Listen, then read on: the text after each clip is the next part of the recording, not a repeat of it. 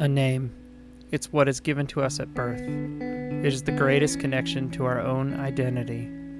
Some names stand for greatness, others for tragedy. Some may say it's the most important word to an individual. It's what we're recognized by. It's a legacy we build. This name, for me, is Myers. And this is Harvey Myers, my grandfather, the origin of that name.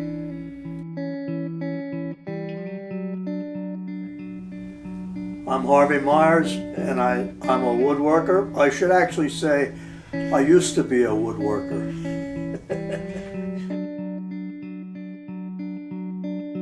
Well, years ago, my talents were building and flying model airplanes, working with my hands and doing stuff like that. And then I progressively started going to doing lots of stuff on wood, and I'd go to a lumber place where they sold rough sawn lumber, and then I bought a planer and I planed it and did various things. But I've never ever had any kind of new tools like they have today. It's phenomenal. I'm here with my grandson, and he has all this stuff, and it's all inspiring. I can't believe it. It's just boggles my brain.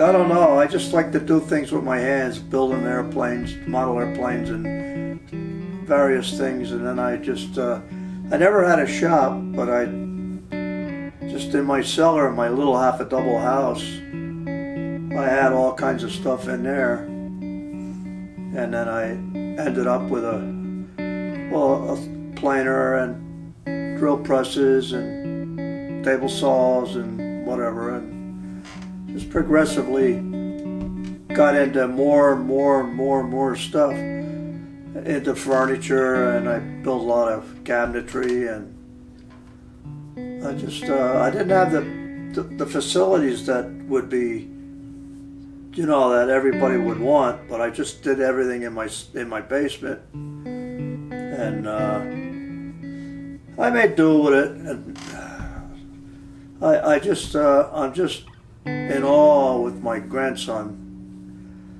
how he got into all of this stuff, and I like to think that maybe I had something to do with it, but I doubt it. But it's incredible today.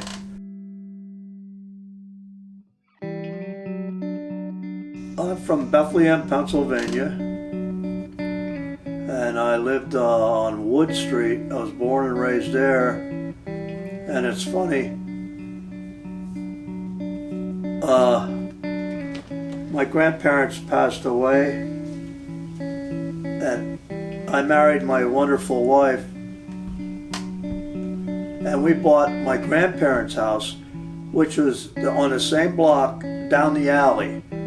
So we've been married, going on 56 years of wedded bliss, and we never got off the alley.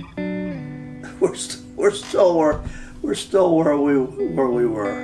A little half a double house and whatever. No driveway or anything. It's I don't know. I just wanted to have enough room to have a shop, a wood shop, and make furniture and stuff. But I had to do everything down in my little tiny cellar, but I made do. I made lots of stuff.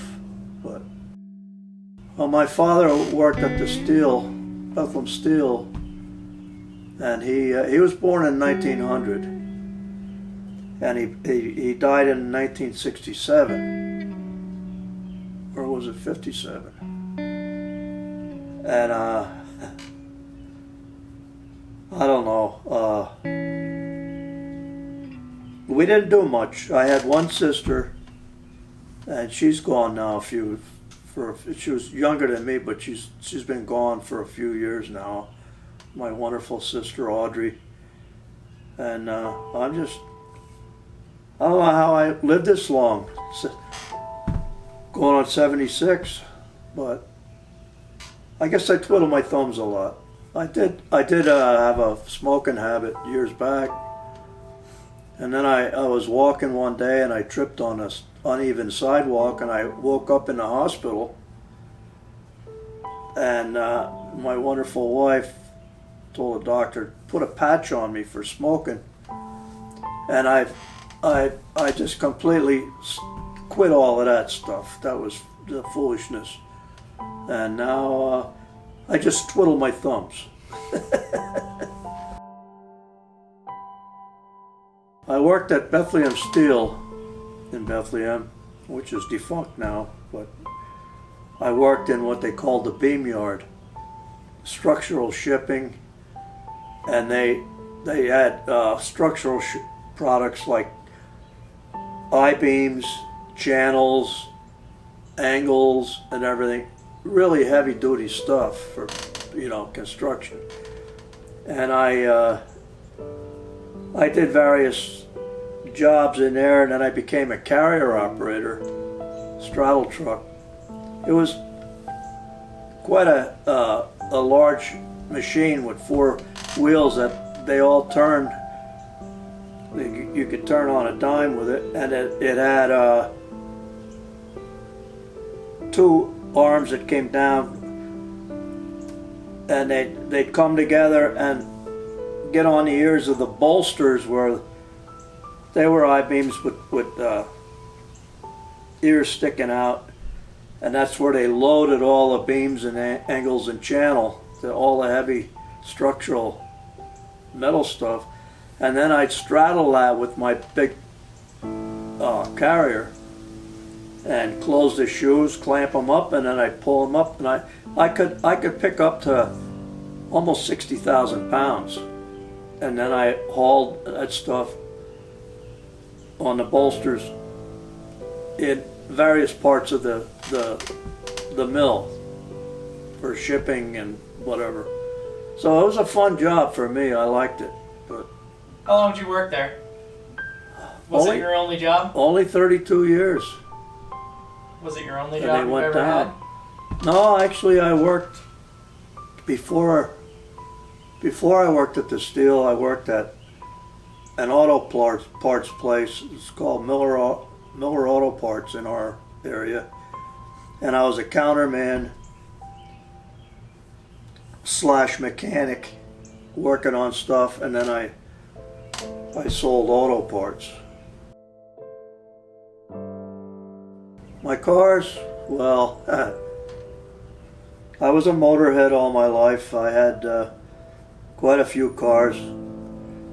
Some I bought for $25 back in the 50s, 60s.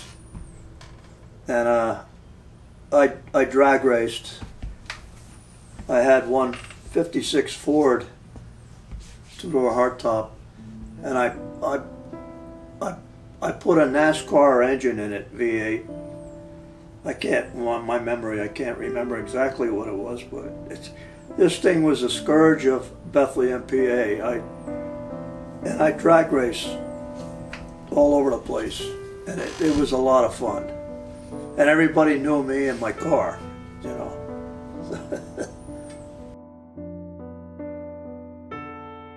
The marble games, I think my father-in-law, my wonderful wife, Christy, her dad would make them, and he didn't have all kinds of fancy equipment either.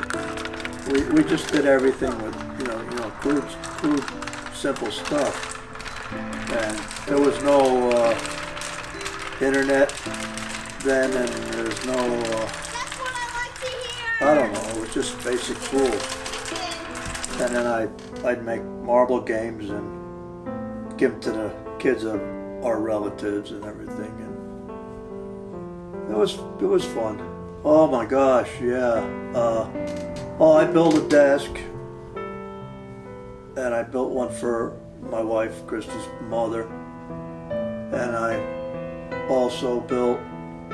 I subscribed to a wood magazine, and I got all my ideas there, and they had all the plans there for me and stuff.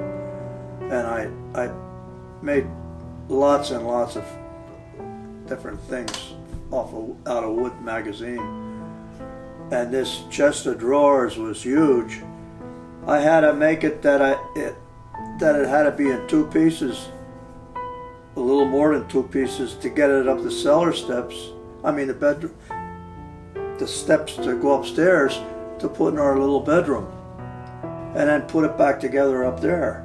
So when we're gone, anybody has to get it out, or they're gonna scratch their head. They won't know how to do it. But I just had a wonderful long run on making things, building stuff, and I knew, I like to think that maybe I have some kind of thing in passing that legacy to my grandson.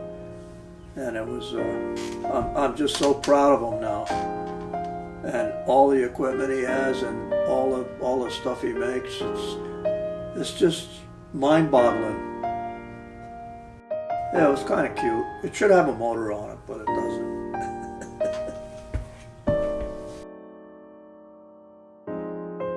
I would buy boats that were in disrepair and they needed lots of work, and I just dove right in and made them nice. Like did lots and lots of work on all my boats that I had. And now at my age, almost 76, I just can't do it anymore. But you're on your back scraping barnacles off and repainting, bottom paint and everything. I made a galley in there. I made a sink, the countertops and the table. And I made the table. I had all kinds of pictures and everything in it. They were all on the table, and then I had it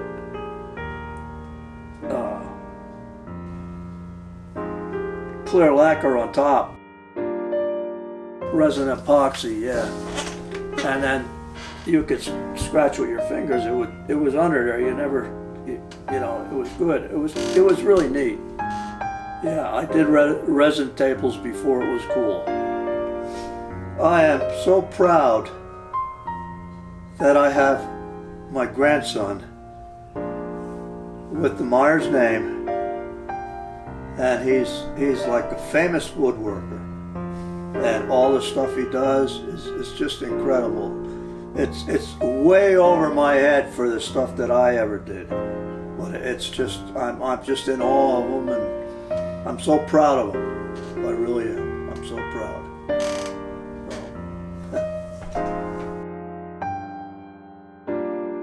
Well, I was a scrawny kid all my life.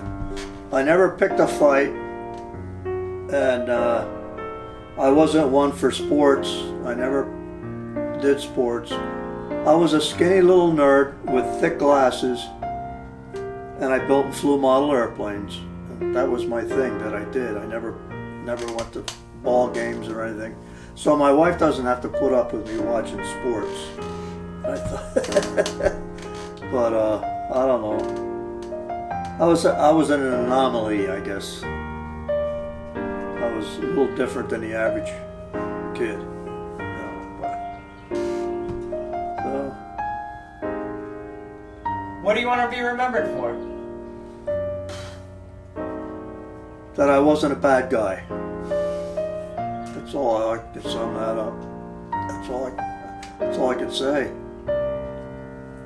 I don't know. Well, you're a whole lot more than just not a bad guy.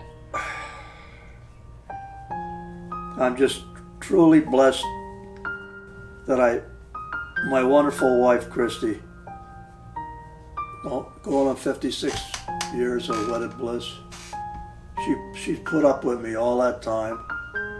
And it was ironic, the way we met. There was a little yellow church in our city, and I met her in the junior choir, and we were just kids, and it came to blossom into a love relationship and we got married there. It was neat, but it's kind of funny because my parents and my grandparents, they were all Germans, and they had bingo games in their cellars all the time with a keg of beer drinkers and stuff.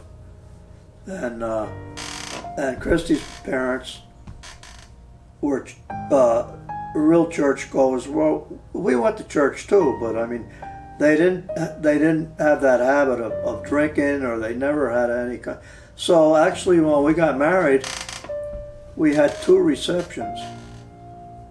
One for basically my German beer drinking relatives, and one for her Bible worshiper relatives. And her parents were quite upset about that when they found out that was going on, but I don't know, we just decided that, and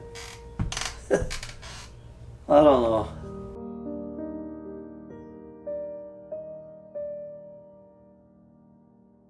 Ben, I'm so proud of you.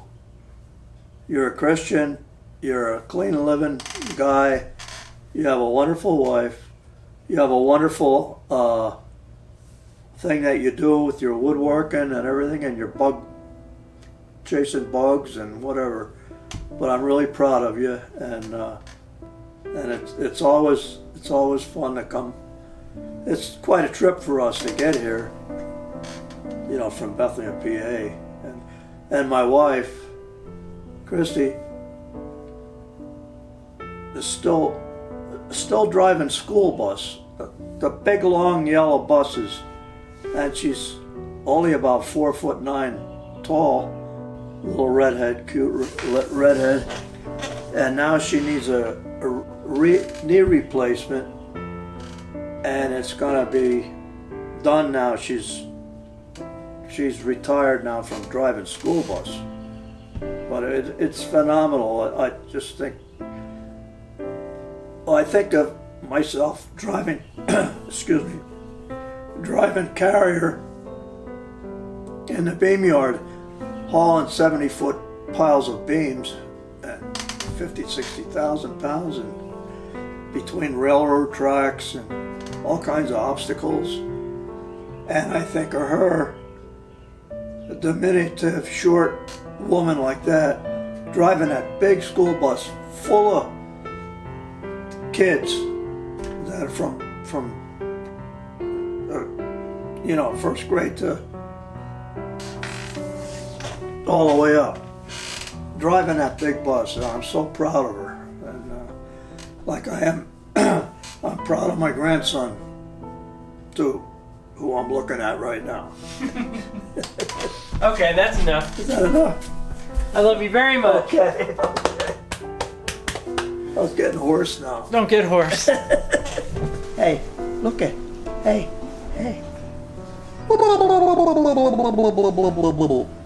Can you do that?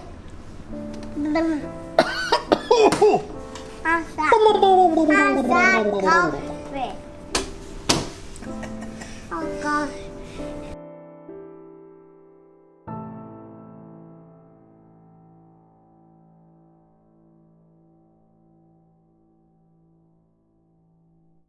I have a photographic memory, but I run out of film.